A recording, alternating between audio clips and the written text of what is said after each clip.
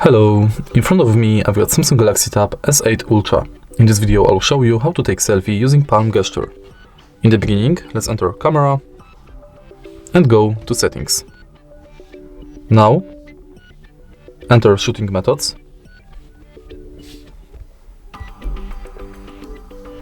and make sure that show palm is enabled.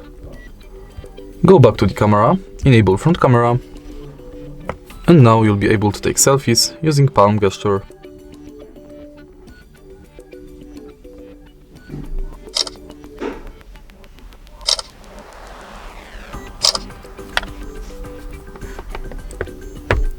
If you find this video helpful, please leave like, comment and subscribe.